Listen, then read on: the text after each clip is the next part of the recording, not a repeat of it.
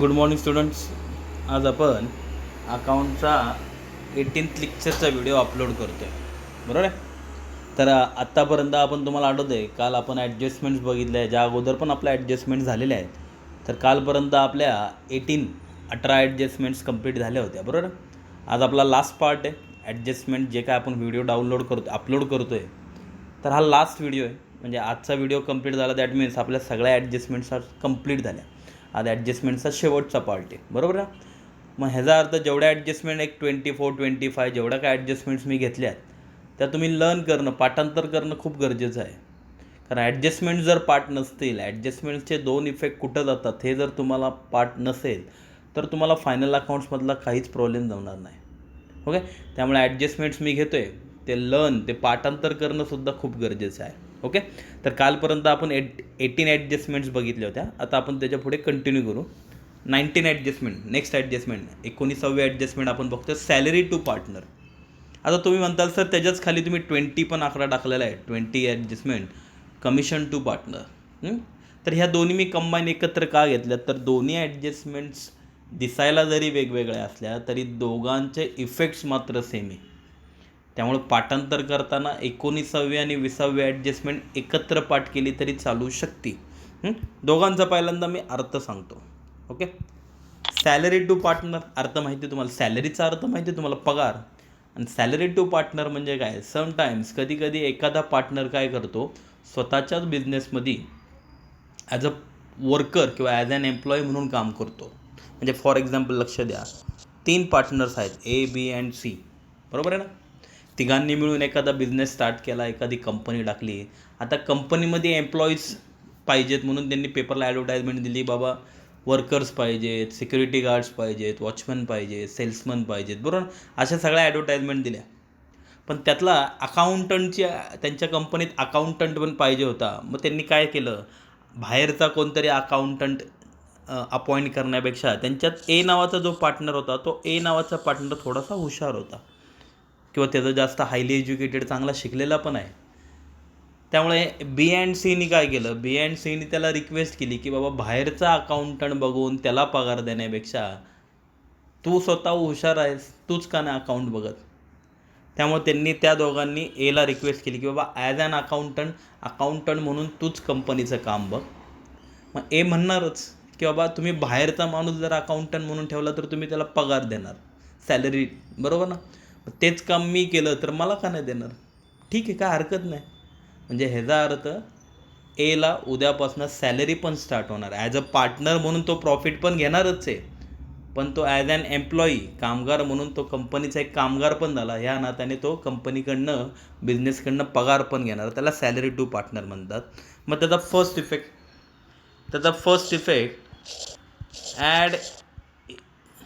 Add in partners capital. का बरं, कारण साहजिक आहे त्याचा तो वैयक्तिक, बाकीच्या दोघांचा जाऊन दे, परंतु Aचा तो पर्सनली प्रॉफिट झाला. त्यामुळं Aचं कॅपिटल काय होत जाणार, वाढत जाणार. त्या दोघांच्या कंपॅरिझनपेक्षा Aला पैसे जास्त मिळतात आहे, बरोबर ना. कारण Aला सॅलरी पण स्टार्ट झाली, म्हणजे Aला त्या दोघांइतका प्रॉफिट पण मिळणार, प्लस Aला सॅलरी पण मिळणार आहे एक्स्ट्रा, कारण तो काम करतो आहे. म्हणजे ह्याचा अर्थ Aचं कॅपिटल त्या दोघांपेक्षा काय होत जाणार, वाढत जाणार. म्हणून first effect add in capital. का, बिकॉज हीच पर्सनल इंडिव्हिज्युअल इन्कम, ते त्याचं इंडिव्हिज्युअल इन्कम झालं, त्यामुळे त्याचं कॅपिटलमध्ये ते ॲड करणार. आणि सेकंड इफेक्ट, बिझनेसचा तो एक्सपेन्सेस आहे, खर्च आहे. कसं काय खर्च आहे, आता बाहेरचा माणूस ठेवला असता तरी त्याला तो पगार द्यावा लागला असता, किंवा बाहेरच्या माणसाऐवजी आपण आपला पार्टनर ठेवला तरी त्याला तो द्यावाच लागणार आहे. म्हणजे आपल्या माणसाला असून दे किंवा बाहेरच्या माणसाला असून दे, शेवटी ते पैसे तुम्हाला खर्च करावेच लागणार होते, बरोबर ना. म्हणजे एक प्रकारे तो बिझनेसचा एक्सपेन्सेस आहे, लॉस आहे. मग एक्सपेन्सेस किंवा लॉस असेल तर आपण कुठं लिहितो, प्रॉफिट अँड लॉस अकाउंटच्या डेबिट साईडला. आणि थोडक्यात शॉर्ट फॉर्म जर बघितला तर आपण याचा शॉर्ट फॉर्म काय लिहितो, PD, प्रॉफिट अँड लॉसच्या डेबिटला.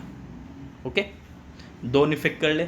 First effect add in partners capital, त्याचा तो इंडिव्हिज्युअल वैयक्तिक त्याचा पर्सनली प्रॉफिट आहे म्हणून त्याचं कॅपिटलमध्ये, त्याच्या कॅपिटलमध्ये ॲड करणार.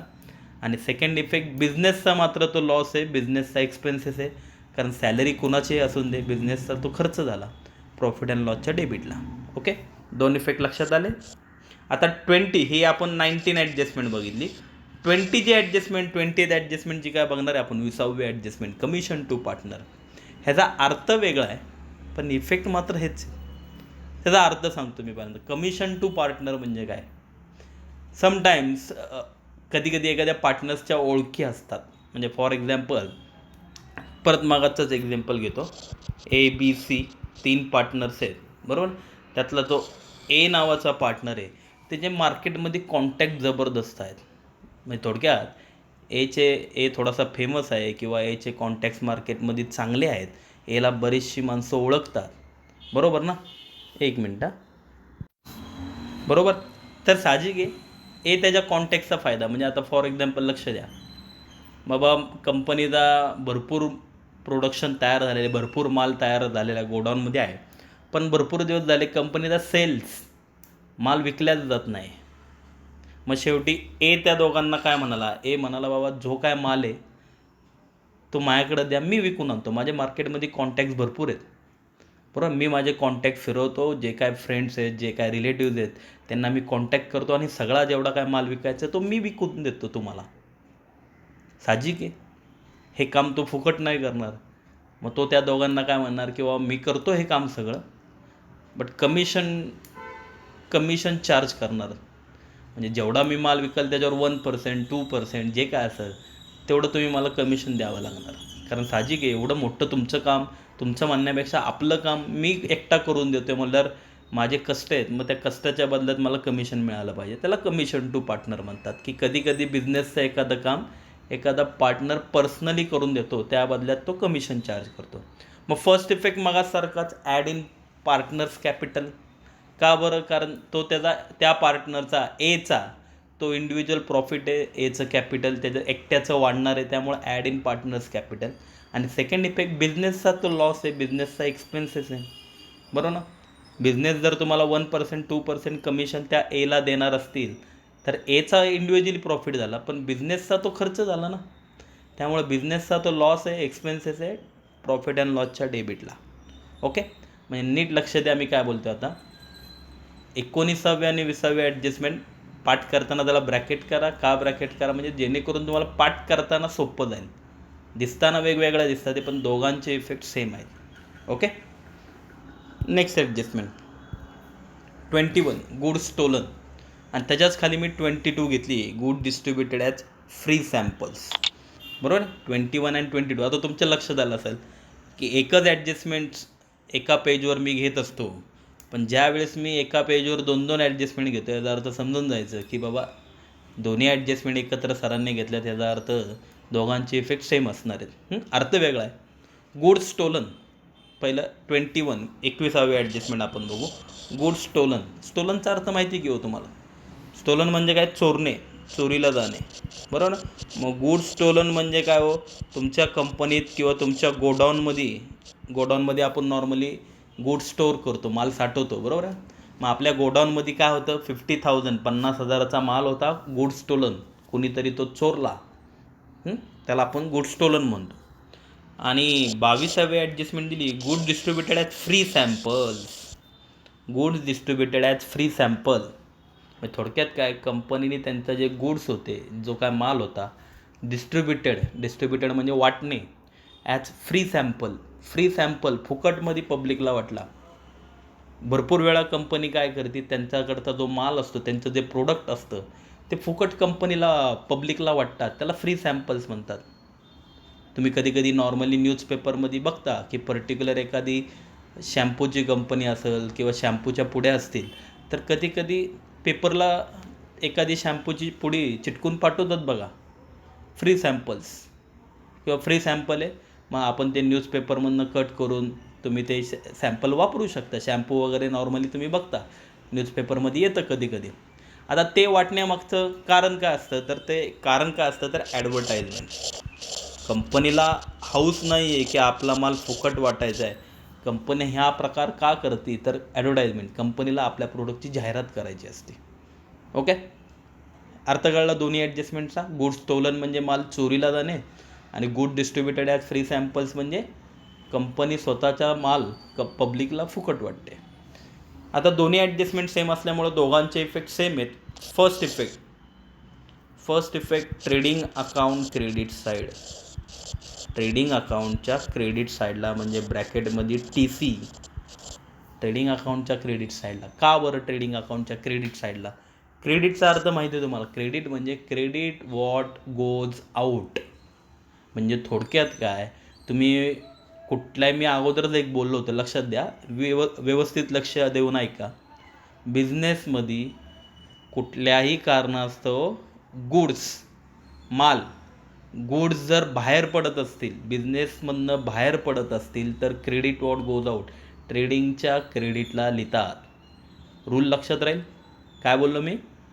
कुठल्याही कारणास्तव गुड्स बिझनेसमधनं बाहेर पडत असतील की ट्रेडिंगच्या क्रेडिटला लिहायचं. पहिला इफेक्ट. का ट्रेडिंगच्या क्रेडिटला लिहायचं? तर credit what goes out rule आहे आपला. त्यामुळं पहिला इफेक्ट ट्रेडिंग अकाउंटच्या क्रेडिटला. आणि second effect profit and loss अकाउंटच्या, म्हणजे थोडक्यात P&Lच्या डेबिट साईडला.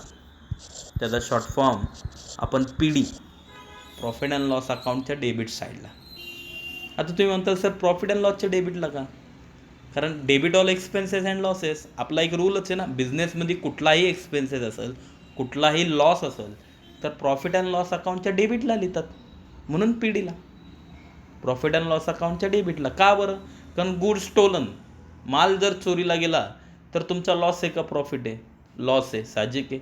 चोरी झाली म्हणल्यावर कोणाला आनंद होत नाही. चोरी झाली म्हणल्यावर आपल्याला वाईटच वाटतं, कारण त्यात आपला भरपूर मोठ्या प्रमाणात लॉस झालेला असतो. म्हणजे प्रॉफिट अँड लॉसच्या डेबिटला. आणि दुसरी एक 22वी ॲडजस्टमेंट का होती? Good distributed as free sample. जेव्हा कंपनी आपला माल फुकटमध्ये पब्लिकला वाटते, ते फुकटमध्ये वाटते म्हणजे ह्याचा अर्थ जाहिरातच करतात ते. पण तुम्ही ही जी काय जाहिरात करताय, त्या जाहिरातीमागं तुमचा भरपूर मोठ्या प्रमाणात खर्च होतो. आज विचार करा, एखाद्या शॅम्पूची पुडी जेव्हा न्यूजपेपर, शॅम्पूचं जे काय पॅकेट असेल ते जेव्हा ते न्यूजपेपरमध्ये चिटकून पाठवतात. समजा एका शॅम्पूच्या पॅकेटची प्राईस ₹5 असेल, ₹5 असेल. आणि असा विचार करा बाबा, ऑल ओव्हर पुण्यामध्ये प्रत्येक न्यूजपेपरमध्ये समजा त्या चिटकून पाठवल्या, प्रत्येकाच्या घरात न्यूजपेपर येतो. असे पुण्यामध्ये ऑल ओव्हर किती न्यूजपेपर, किती घरं असतील की प्रत्येकाच्या घरात न्यूजपेपर येतो. मग प्रत्येकाला ₹5 प्रोडक्ट जरी फुकट वाटलं तरी लाखो किंवा करोडो रुपयात कंपनीचा लॉस होतो, एक्सपेन्सेस होतो. मग एक प्रकारे तो फुकट वाटणं म्हणजे कंपनीचा लॉसच आहे. लॉस आहे म्हणून प्रॉफिट अँड लॉसच्या डेबिटला. कळलं नक्की? दोन्ही ॲडजस्टमेंटमध्ये कॉमन काय आहे की गुड स्टोलन, चोरीला गेले, किंवा good distributed as free sample, फुकट वाटले, चोरीला गेले किंवा फुकट वाटले, शेवटी गुड्स बिझनेसमधनं बाहेर पडले ट्रेडिंगच्या क्रेडिटला, क्रेडिट वॉट गोज आउट. आणि सेकंड इफेक्ट, चोरीला गेले तरी लॉस झाला आणि फुकट वाटले तरी लॉसच झाला. लॉस झाला म्हणून प्रॉफिट अँड लॉस अकाउंटच्या डेबिट साईडला. ओके. अर्थ वेगवेगळा आहे दोन्ही ॲडजस्टमेंटचा, पण इफेक्ट दोघांचे सेम आहेत. त्यामुळं पाठ करताना एकत्र पाठ करतात. त्यानंतर next adjustment 23, goods taken by partner for is personal use. आता ही पण गुड्स रिलेटेड आहे. मग तुम्ही म्हणताल सर ह्याच्यात पण गुड्स आलं आहे, मग तुम्ही ह्याच्यात मगाशी 21, 22मध्ये 23ला पण का नाही ॲड केलं? म्हणजे ह्या तिघांना कंबाईन का नाही केलं? तर 23 ही जी काय आत्ताची जी ॲडजस्टमेंट आपण बघतो, 23rd ॲडजस्टमेंट, ती त्या दोघांपेक्षा थोडीशी वेगळी. थोडीशी म्हणलो मी, टोटली डिफरंट नाही, अर्थ थोडासा वेगळा आहे. त्याचा अर्थ पहिल्यांदा मी सांगतो काय दिले. गुड्स टेकन बाय पार्टनर, की बिझनेसमधला एक जो पार्टनर्स असेल, समजा A नावाचा पार्टनर आहे, तो काय करतो? गुड्स टेकन, बिझनेसमधले गुड्स घेऊन जातो फॉर हिज पर्सनल यूज. त्यालाच आपण शॉर्टकटमध्ये ड्रॉइंग्स म्हणतात. बिझनेसमधली कॅश किंवा बिझनेसमधले गुड्स, वस्तू तुम्हाला स्वतःला वैयक्तिक वापरण्यासाठी जर तुम्ही उचलत असताल, घेऊन जात असताल, तर त्याला तुमची ड्रॉइंग्स म्हणतात. म्हणजे फॉर एक्झाम्पल ABC, आपण तिघंजणं पार्टनर्स आहोत आणि एका पार्टनरने काय केलं, आपली समजा मोबाईल शॉपी आहे, आपण मोबाईल आणतो आणि विकतो कस्टमर्सला. पण एका पार्टनरनी, A नावाचा जो पार्टनरने, त्यांनी काय केलं, आज त्याच्या घरात कुणाचा तरी बड्डे होता, भावाचा बड्डे होता, मोठ्या भावाचा. मग त्यांनी काय केलं, दुकानातलाच एक मोबाईल घेतला, त्याला गिफ्ट पॅकिंग केला आणि भावाला प्रेझेंट केला. चालू शकतं का असं? चालू शकतं, वाय नॉट. तू पण पार्टनर आहे, तू बिझनेसमधले गुड्स घेऊन जाऊ शकतो. बरोबर ना. तुला डिस्काउंट भेटणार बाबा, पार्टनर आहे म्हणल्यावर तुला आहे त्या किमतीतच भेटणार. पण असं फुकट नाही. कारण एका पार्टनरने जर असं एक गुड्स घरी घेऊन गेला तर बाकीचे पार्टनर पण ते म्हणतात तरी घेऊन गेला, मग आम्ही का नाही घेऊन जायचं. असं करत करत मग काय होईल, बिझनेस टोटली लॉसमध्ये जाईल. गुड्स विकायला आणलेत कस्टमरसाठी आणि तुम्ही पर्सनल यूज म्हणून प्रत्येक पार्टनर जर घरी नेत गेला तर काय उपयोग नाही आहे. तर याचा अर्थ कळला तुम्हाला नक्की, की बिझनेसमधले गुड्स तुम्हाला न्यायचे असतील, पर्सनल यूजसाठी लागत असतील तर तुम्ही घेऊन जाऊ शकता, विड्रॉ करू शकता. त्याला ड्रॉइंग्स म्हणतात. फर्स्ट इफेक्ट म्हणजे फॉर एक्झाम्पल आता मला सांगा, ए नावाचा एखादा पार्टनर असेल, त्याला एखादा म्हणजे फॉर एक्झाम्पल लक्ष द्या की बाबा तिघंजणं पार्टनर्स आहेत, बरोबर आहे ना. आणि त्यातला ए नावाचा पार्टनर आहे, त्याला काहीतरी बाबा पर्सनल नीड आहे, त्याच्या घरात काहीतरी त्याला पैसे लागतात आहे. त्यामुळे ह्या दोघांनी त्याला रिक्वेस्ट केलं की बाबा मला थोडे पैसे लागतात आहे बिझनेसमधले, मला 40,000 किंवा 50,000 मला द्या, मी तुम्हाला नंतर देतो, किंवा मला द्या, मला आत्ता लागतात ते. तर द्यायला काय हरकत नाही, तुम्ही त्याला देऊ शकता. पण फर्स्ट इफेक्ट काय करताल, त्याचा फर्स्ट इफेक्ट एक मिनटं. फर्स्ट इफेक्ट मगाशी फर्स्ट इफेक्ट कुठं दिलता, ट्रेडिंग अकाउंटच्या क्रेडिटला दिलता. आता आपण ट्रेडिंग अकाउंटच्या क्रेडिटला फर्स्ट इफेक्ट TC. थोडक्यात मगाची ॲडजस्टमेंट 21वी आणि 22वी ॲडजस्टमेंट आणि 23वी ही ॲडजस्टमेंट दोघांमध्ये कॉमन काय, तर दोघांचा फर्स्ट इफेक्ट सेम आहे. का बरं फर्स्ट इफेक्ट सेम, ट्रेडिंग अकाउंटच्या क्रेडिटला. कारण तुम्ही माल चोरला तरी बिझनेसमधनं बाहेर पडला, तुम्ही माल फुकटमध्ये वाटला, डिस्ट्रीब्युटेड ॲज फ्री सॅम्पल, तरी माल बिझनेसमधनं बाहेर पडला. आणि गुड्स टेकन बाय पार्टनरनी स्वतःहून माल स्वतःच्या यूजसाठी, पर्सनल यूजसाठी बिझनेसमधनं घरी घेऊन गेला, तरी माल बिझनेसमधनं बाहेरच पडला. मग त्यामुळं मी मगाशीच बोललो, कुठल्याही कारणाने गुड्स जर बाहेर पडत असतील, बिझनेसच्या बाहेर पडत असतील, तर पहिला इफेक्ट ट्रेडिंग अकाउंटच्या क्रेडिटला. Okay, credit out goes out. आणि सेकंड इफेक्ट मात्र चेंज झाला आहे. मगाची सेकंड इफेक्ट प्रॉफिट अँड लॉसच्या डेबिटला होता, आता प्रॉफिट अँड लॉसच्या डेबिटला नाही, फक्त सेकंड ॲडजस्टमेंट बदललं आहे, सेकंड इफेक्ट बदलला आहे. सेकंड इफेक्ट आता जाईल लेस फ्रॉम पार्टनर्स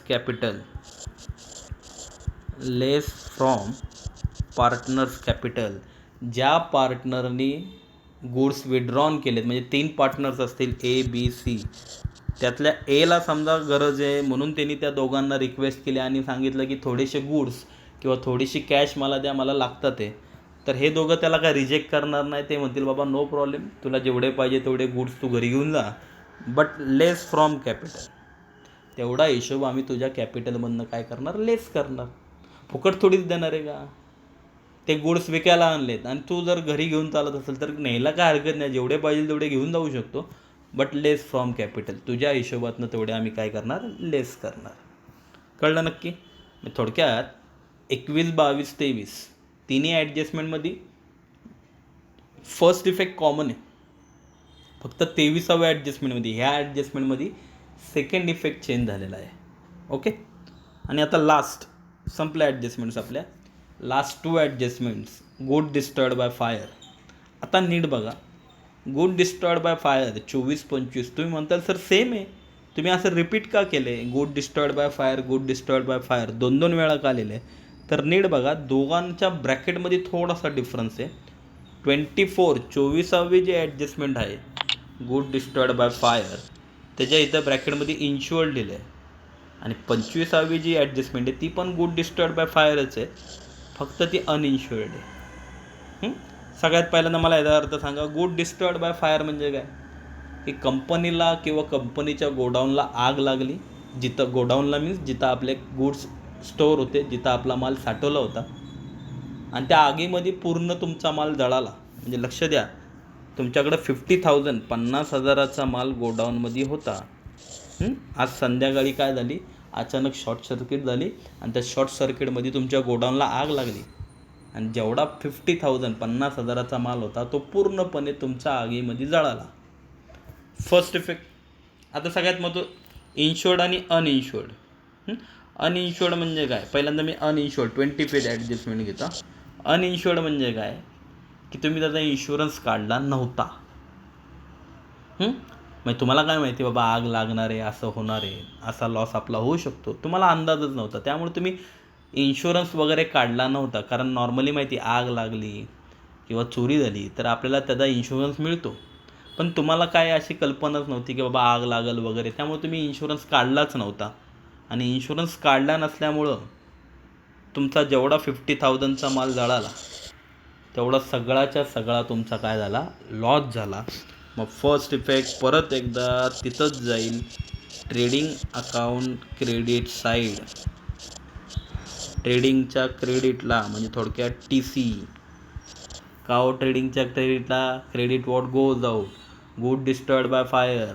कंपनीतनं माल जळाला म्हणल्यावर तुम्ही तो आता फेकून देणार म्हणजे थोडक्यात तो माल बिझनेसमधनं काय झाला, बाहेरच पडला ना. कारण एकदा माल जळाल्यानंतर आपण परत तोच कस्टमरला तर विकू शकत नाही. म्हणजे एक प्रकारे तो माल आता फेकण्यालायक झाला. मग तो आपण एक प्रकारे बिझनेसमधनं बाहेरच काढणार, फेकून देणार म्हणजे थोडक्यात काय, बिझनेसमधनं तो माल बाहेर जाणार. Credit what goes out. First effect ट्रेडिंगच्या क्रेडिटला. आणि सेकंड इफेक्ट जाईल प्रॉफिट अँड लॉस अकाउंटच्या डेबिट साईडला, म्हणजे थोडक्यात PDला. का हो प्रॉफिट अँड लॉस अकाउंटच्या डेबिटला?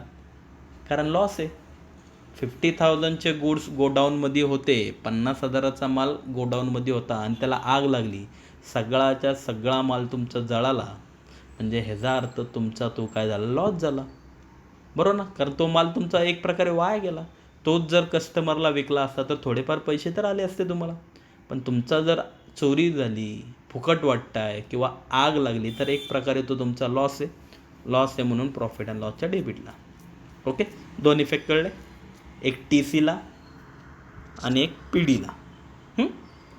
आता नीट लक्ष द्या, हे झाले अनइन्शुअर्ड मीन्स तुम्ही त्याचा इन्शुरन्स वगैरे काढला नव्हता. आता लास्ट बट नॉट 24. तुम्ही एक काम करू शकता, उलटं करा. ही जी 25 आहे हिला 24, ही 24वी ॲडजस्टमेंट करा. आणि ही जी 24 आहे हिला 25 करा. ही शेवटी ढकला. 25 adjustment, good destroyed by fire ब्रॅकेटमध्ये इन्शुअर्ड, ही शेवटी घेतली मी. ही शेवटी घेण्यामागचं रिझन काय? तर आत्तापर्यंत आपण जेवढ्या 24 ॲडजस्टमेंट बघितल्या त्या सगळ्यांमध्ये एक गोष्ट तर कॉमन होती, all the adjustments have 2 effects. प्रत्येक ॲडजस्टमेंटचे 2 इफेक्ट्स होते. तुम्हाला ट्रू ऑर फॉल्समध्ये असं वाक्य पडू शकतं, in final account all the adjustments have 2 effects.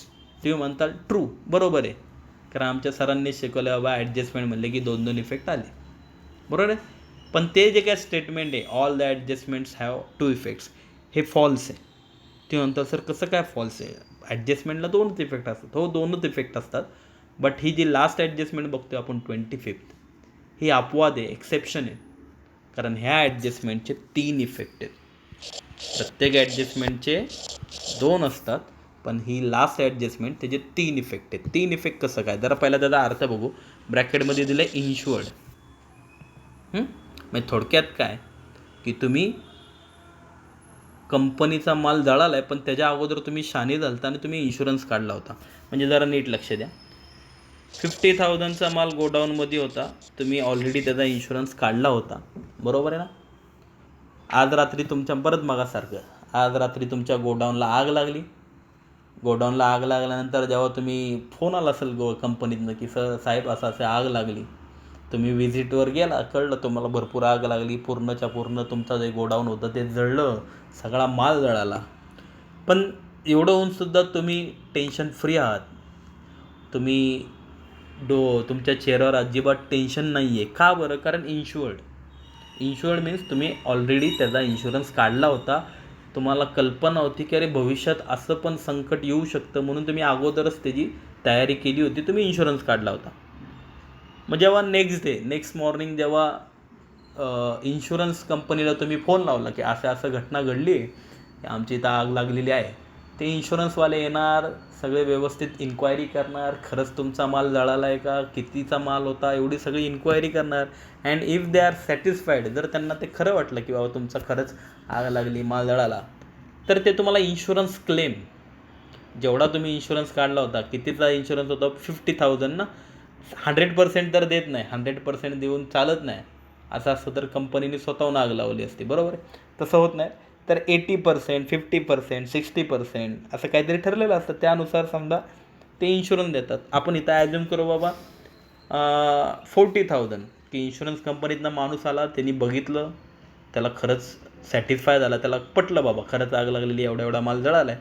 मग तो काय करतो, तुम्हाला क्लेम डिक्लेअर करतो की तो तुम्हाला सांगतो की 50,000चा माल होता, त्यातल्या आम्ही तुम्हाला इन्शुरन्स कंपनी आम्ही तुम्हाला 40,000चा इन्शुरन्स क्लेम, एवढे पैसे तुम्हाला आता आम्ही परत देऊ शकतो. म्हणजे नो टेन्शन, तुम्हाला जरा बरं वाटलं आता. का बरं? 50चा माल जळाला पण जाऊन दे, पण 40,000 40,000 तर तुम्हाला आता त्यातले रिफंड मिळणार आहे. That means your loss will be recovered. तुमचा लॉस काय झाला? रिकवर झाला. पण एवढं होऊनसुद्धा मला सांगा, माल कितीचा जळाला आहे? 50,000. इन्शुरन्स कंपनी आपल्याला इन्शुरन्स देते 40,000चा, पण एवढं होऊनसुद्धा 10,000 10,000चा तुमचा काय झाला? लॉस झालाच ना शेवटी. लॉस कमी झाला, मान्य आहे, पूर्णच्या पूर्ण लॉस नाही झाला, पण 10,000चा तुमचा लॉस झालाच. म्हणजे ह्याचा अर्थ नीट बघा, ह्याच्यामध्ये 3 अमाऊंट आहेत. फर्स्ट अमाऊंट 50,000, तुमचा टोटल माल जळाला 50,000चा. सेकंड अमाऊंट 40,000, 50मधले 40,000 तुम्हाला इन्शुरन्स कंपनी क्लेम देणार आहे. आणि थर्ड अमाऊंट 10,000, दोघांची सबट्रॅक्शन केली, 50चा माल जळाला आहे, 40 भेटणार आहेत, पण 10,000 शेवटी लॉस झालाच, 10,000 लॉस. अशा 3 अमाऊंट आहेत. त्यामुळे हे जे 3 इफेक्ट, फर्स्ट इफेक्ट ट्रेडिंग अकाउंटच्या क्रेडिट साईडला ब्रॅकेटमध्ये TC. का बरं ट्रेडिंग अकाउंटच्या क्रेडिट साईडला? की बाबा त्यामध्ये तुमचा 50,000चा 50,000चा माल जळाला. आता तुम्ही म्हणताल सर इथं कुठली अमाऊंट टाकायची? तर ट्रेडिंग अकाउंटच्या क्रेडिटला जी अमाऊंट टाकताल ती टोटल अमाऊंट, म्हणजे जी गुड्सची अमाऊंट आहे ना, कितीचा माल जळाला, ती total amount. Second effect short form लिहितो मी, प्रॉफिट अँड लॉस अकाउंटच्या डेबिटला, म्हणजे ब्रॅकेटमध्ये PD. आणि थर्ड इफेक्ट बॅलन्स शीटच्या ॲसेट साईडला, मी फक्त ॲसेट लिहितो, ॲसेट साईडला. असे 3 इफेक्ट जातील. ओके, नीट लक्षात आलं? फर्स्ट इफेक्ट ट्रेडिंग अकाउंटच्या क्रेडिटला कुठली अमाऊंट? Total amount. 50,000 जी अमाऊंट आहे ना, अगं ही अमाऊंट ट्रेडिंग अकाउंटच्या क्रेडिट साईडला. का? Credit out goes out. 50,000चा माल जळाला म्हणजे 50,000चा माल बिझनेसमधनं गोज आउट, बाहेर पडला. सेकंड इफेक्ट प्रॉफिट अँड लॉसच्या डेबिटला, PDला. का बरं? कारण एवढं होऊनसुद्धा 10,000 10,000चा लॉस झालाच ना शेवटी, लॉस झाला म्हणून प्रॉफिट अँड लॉसच्या डेबिटला. आणि थर्ड इफेक्ट ॲसेट साईडला कुठली अमाऊंट टाकताल? Insurance claim. 50,000मधले 40,000 मिळणार आहे ना, लगेच नाही मिळाले. इन्शुरन्स क्लेम मिळायला थोडेफार वेळ लागतो, 1 आठवड्याने, 2 आठवड्याने किंवा 2-3 आठवड्याने तुमचे पैसे इन्शुरन्सचे तुमच्या अकाउंटमध्ये जमा होतात. मग ते कधी ना कधी एक प्रकारे तुम्हाला मिळणारच आहेत, म्हणजे ती तुमची काय झाली? ॲसेट झाली. ओके, नीट लक्षात आलं की ही जी लास्ट ॲडजस्टमेंट बघितली आपण, त्याचे किती इफेक्ट गेले? 3 इफेक्ट गेले. म्हणजे थोडक्यात डिस्ट्रॉयड बाय फायर म्हणलं की तुम्ही हे चेक करायचं आहे की इन्शुअर्ड आहे का अनइन्शुअर्ड आहे. तुम्ही म्हणता सर आम्हाला कसं कळणार इन्शुरन्स काढला होता का इन्शुरन्स काढला नव्हता? सोपी आयडिया आहे. जेव्हा ॲडजस्टमेंटमध्ये ते इन्शुरन्सची अमाऊंट किंवा इन्शुरन्स हा शब्द देतील तेव्हा समजायचं इन्शुअर्ड आहे. अदरवाईज त्यांनी जर इन्शुरन्सची अमाऊंट नाही दिली तर आपल्याला कसं कळणार इन्शुरन्सची अमाऊंट नाही दिली म्हणजे अनइन्शुअर्ड. फक्त एवढंच सेंटेन्स दिलं की goods of ₹50,000 were destroyed by fire, 50,000चा माल डिस्ट्रॉयड बाय फायर, मग ह्याचा अर्थ इन्शुरन्स काढला नाही. पण जर असं सेंटेन्स दिलं goods of 50,000 destroyed by fire and insurance claim worth ₹40,000, insurance शब्द पण त्यामध्ये दिला, थोडंसं वाक्य मोठं केलं की समजून जायचं बाबा इन्शुरन्स पण आहे. ओके, म्हणजे अशा टोटल 25 ॲडजस्टमेंट्स आपल्या कंप्लीट झाल्यात. आता तुम्ही ॲडजस्टमेंटचं पाठांतर करायला घ्या. मी स्टेप बाय स्टेप म्हणजे पहिल्या ज्या 12 ॲडजस्टमेंट्स आहे त्याचं पाठांतर उद्यापासून स्टार्ट करतो आहे. उद्यापासून म्हणण्यापेक्षा उद्या कदाचित नाही जमणार, परंतु मंडेला आपलं इकॉनॉमिक्सचं लेक्चर झालं की मंडेला एक 10 वाजता तयार राहता. मंडेला 10 वाजता तुम्हाला फोन यायला सुरुवात होईल. मी तुम्हाला प्रत्येकाला पर्सनली फोन करेल आणि पाठांतर घेईन. ओके, तर पहिलं मी साहजिक आहे गर्ल्स फर्स्ट, पहिल्यांदा मुलींपासून सुरुवात करत.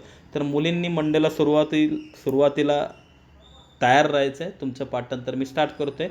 सगळ्या ॲडजस्टमेंट नाही, 1 to 12 पहिल्या 12 ॲडजस्टमेंट तुम्ही पाठ करायच्या. Okay, bye.